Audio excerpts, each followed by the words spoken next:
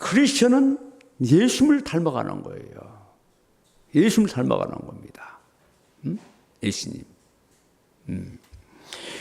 그리스도인들은 무슨 옷을 입고 무슨 음식을 먹고 무슨 차를 타고 무슨 집에서 사느냐가 중요한 것이 아닙니다. 누구를 닮느냐, 누구를 닮아가느냐, 이게 중요한 겁니다. 예.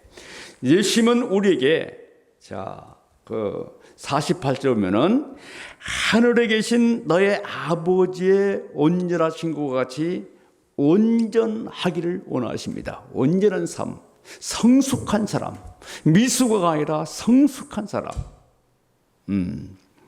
그러면 우리가 어떻게 하나님의 온전하심에 이룰 수 있습니까? 답은 예수님의 말씀에 순종할 때 하나님의 온전하심에 이룰 수 있습니다.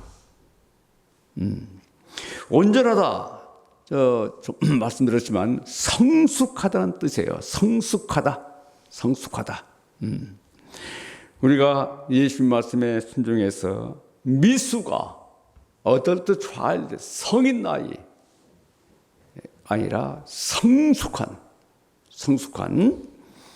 그리스도인이 되기를 기도합니다. 아멘. 의롭게 사는 것은 크리스천이 추구하는 목표예요. 목표. 예. 이것이 율법과 선지자들과 예수님의 가르침입니다. 우리는 크리스천의 삶의 원리에 따라서 예수님께서는 크리스천의 원리에 따라서 6가지 예를 들어 말씀하시는데, 첫째는 살인해서는 안 된다, 이 말씀이에요. 살인의 동기가 뭡니까? 우리의 그 창세기 4장 보면은 시신과 미움 감정이에요. 그것이 살인의 동기예요. 야, 내가 형제를 미워한다, 시기한다, 이미 살인했다, 보면 됩니다. 남 잘 되는 거 못 보잖아요. 사돈 땅에서는 배 아프잖아요. 그러니까 시기심이 이미 그것은 살인 행위예요. 살인 행위입니다. 남이 잘 됐다면은 마음으로 축복을 해줘야 됩니다. 살인은 단순히 육신의 생명만을 죽이는 것이 아니라 인격을 파괴하는, 영적인 생명을 파괴하는, 상대방을 무시하는, 여기 나가라는 말 있잖아요. 나가라는 말은 골빈놈, 저기 꼴통이야, 골빈. 게다가 그게 이제 살인 행위입니다. 야, 저 꼴통이야, 저 꼴통. 예? 예. 꼴통이 뭡니까? 머리에 뱉다는 거 아닙니까? 머리에 뱉다는 건 뭐예요, 그거는? 무쇠지, 무쇠. 그건 AI지, 이건. 예. 그리고 언어 폭력, 또 마음에 상처 주고, 이런 다 살인 행위입니다. 남을 무시하는 행위, 그렇죠?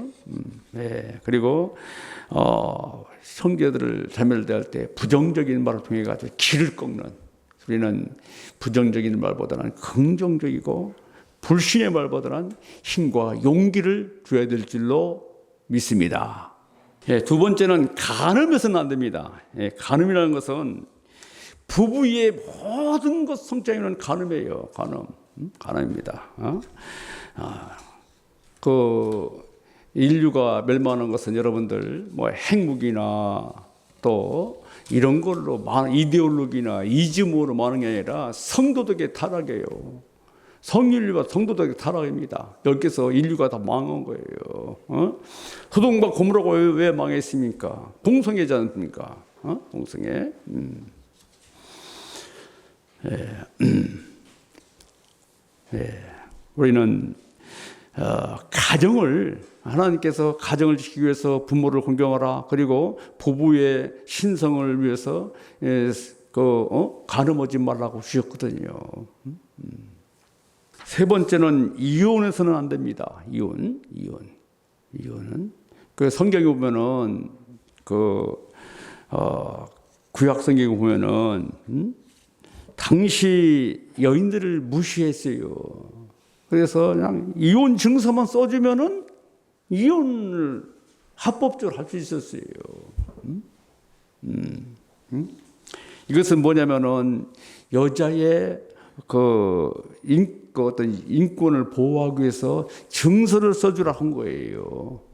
증서 써주라. 근데 예수님께서는 이것을 이용해 가지고 막 그냥 그 당시 이혼했거든요. 그래서 간음 이해는 결코 이혼해서는 안 된다. 그렇다 할지라도 사랑의 기초로서 해야 된다고 말씀합니다.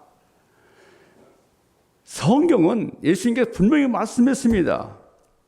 그런즉 이제 둘이 아니요 한 몸이니 그러므로 하나님이 짝지어 주신 것을 사람이 나눌 수가 없다고 분명히 못을 박았습니다. 사람들이 이혼하는 것은 하나님을 쫓아 결혼하지 않고 하나님이 세우신 혼인의 신성함을 무시하고 상대적으로 생각하기 때문이에요. 상대적으로.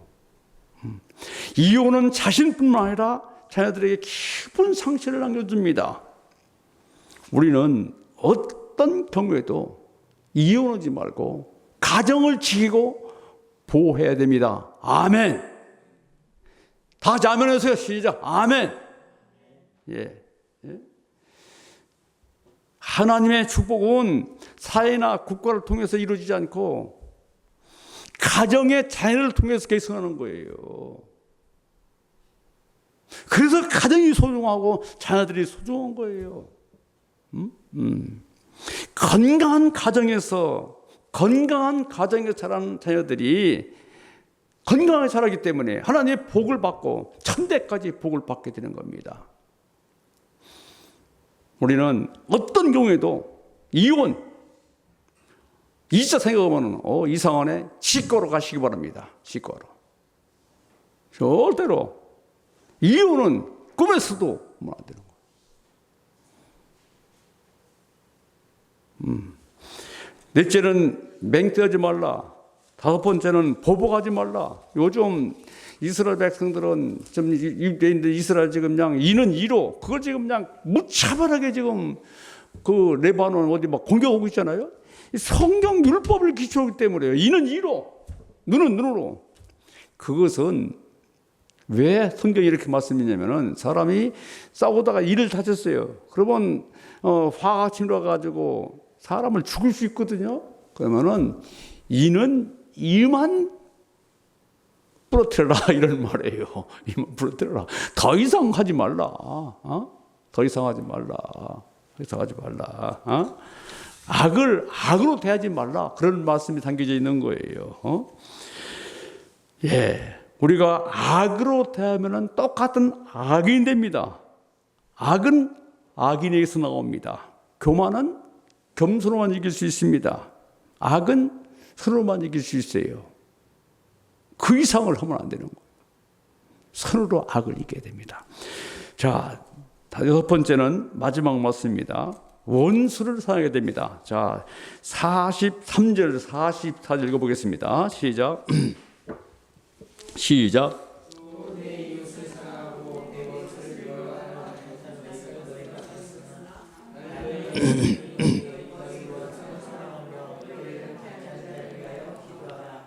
자, 우리가 사랑하는 사람을 사랑하고 미워하는 사람을 미워하는 것은 인간의 본능이에요.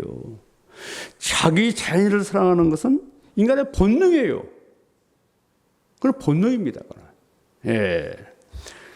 짐승도 자기 새끼를 사랑해요. 동물도. 자, 예수 믿는 우리에게 너희를 사랑하는 사람을 사랑하고 미워하는 사람을 미워한다면은 이건 세리도 똑같다. 똑같다. 동물도 똑같다. 우리는 더 한 차원 높아서 우리는 모든 사람들을 사랑할 수 있어야 된다고 말씀합니다. 네. 우리는 이기적인 그 사랑을 넘어서 원수까지도 사랑할 수 있다. 이게 참 사실 제가 말씀을 전하지만 원수까지 사랑한다. 참 쉽지 않은 말씀입니다. 원수까지 사랑한다. 나를 비방하고 나를 무시하고 그런 사람을 사랑한다. 쉬워요 그게? 이는 정말 인간의 힘으로는 할 수 없어요. 우리 힘을 할 수 없어요. 우리 일은 할 수 없어요.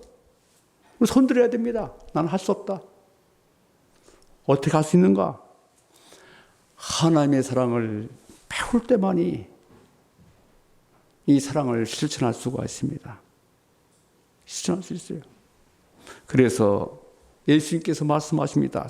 48절 시작. 그러므로 하늘에 계신 너의 아버지의 온전하신 것 같이 너희도 온전하라. 예. 성도의 삶의 표준이 무엇입니까? 하나님의 온전하심이에요. 온전하심. 퍼펙트, 완전 무결한 그것을 의미하지 않습니다. 성숙함. 자, 에베소서 4장 10절 보면은 하나님의 형상을 닮아가는 거예요. 장성한 분량까지 성장하는 거예요. 자, 에베소서 4장 13절 읽어보겠습니다. 에베소 4장 13절. 우리가 다 하나님의 아들을 믿는 것과 아는 일에 하나가 되어 온전한 사람을 이루어 그리스도의 장성한 분량이 충만한 데까지 이르니, 예, 예수님의 장성한 분량까지 성장하는 거예요. 우리의 삶의 표준은 예수님의 장성한 분량에 이르기까지 성장하는 겁니다. 네. 성숙의 반대는 뭡니까? 미숙아입니다. 미숙아. 미숙아는 항상 자기만 생각하는 거예요. 자기를 벗어나지 못해요. 배려가 없습니다. 염치가 없어요. 예. 반면에 성숙한 사람은 다른 사람을 생각하고 다른 사람을 배려하는 거예요. 배려하는 겁니다. 배려예요. 우리 크리스천은 미숙아가 되면 안 됩니다. 예. 그리고 성숙하다는 것은 자기에게밖에 모르는 동물과 같은 1차원적인 삶이 아니라 차원 높은, 그것은 바로 다른 이웃을 섬기는 거다. 다른 사람을 배려하는 거예요. 그런 거. 다른 입장 생각하는 거예요.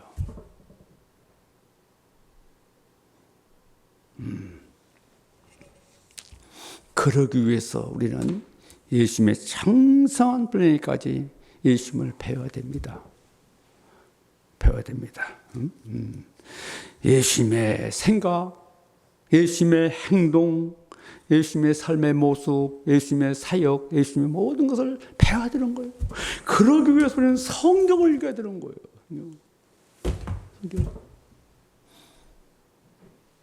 성경을. 예.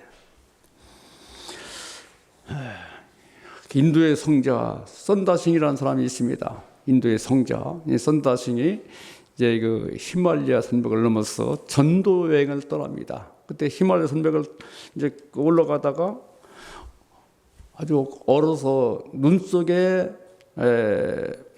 그저 해외는 눈 속에 그 죽어가는 사람을 봤습니다. 그러다가 마침 한 사람도 지나가는 사람이 있었어요. 그래서 여보게 저 사람을 우리가 데리고 갑시다 하니까 뭐라고 하냐면은 저 사람 데리고 가다가 우리도 죽는다. 나는 그렇게 할 수 없어. 그냥 가는 거예요. 선다싱은 죽어가는 그 사람의 모습을 보고 없습니다. 없고 막 가는 거예요. 그냥 막 얼마나 히말라야 산맥 험하겠어요.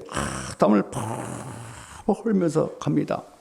그러니까 그 어른 사람도 자기 체온으로 녹아납니다. 녹아요. 그러니까 살아났어요. 한참 가다 보니까 눈 속에 죽은 사람이 있어요. 그 사람 누군가 보니까 나는 함께 갈 수 없어. 저 사람 데리고 가다가 나도 죽어고 바로 그 사람이 죽은 거예요.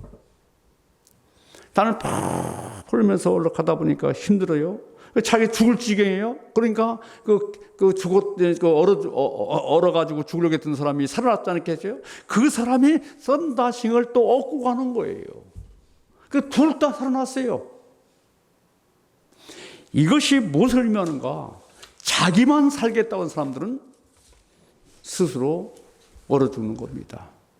그러나 어려운 사람을 돌보고자 하는 마음이 있으면 자기도 살고 다른 사람도 산다는 메시지를 담겨 있는 거 아니겠어요? 예.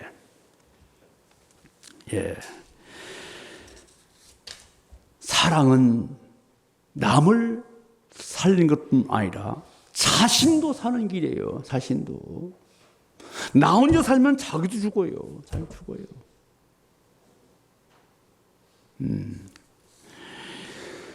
바로 예수님께서 그 사랑을 실천하셨습니다. 예수님께서 우리를 위해서 십자가에 죽으셨습니다. 피를 흘리셨습니다. 이 사랑이 큰 사람을 살린 거예요. 예. 우리가 예수님의 그 지극한 사랑으로 구원받았다면 이 예수님의 사랑을 우리 삶 속에서 실천해야 될 줄로 믿습니다. 아멘. 고린도전서 13장 13절을 말씀합니다. 믿음과 사랑과 소망, 사랑 중에 이 세 가지는 다 있어야 되는데 그 중에 제일은 사랑이다. 우리가 사랑을 실천할 수 있는, 어려운 사람들을 도울 수 있는 성숙한 사람이 되기를 기도합니다. 너희도 온전하라. 이 말씀 마태복음 5장의 결론이자 산상순 6, 7장의 결론이기도 합니다. 우리는 감당할 수 없는 하나님의 사랑을 받은 사람들입니다. 그렇다면 이제 이 하나님의 사랑을 우리 삶 속에서 실질적으로 행하며 실천하는 예수님의 장성한 분량이 이르기까지 성장하는 성숙한 믿음의 사람이 되기를 간절히 기도합니다. 아멘.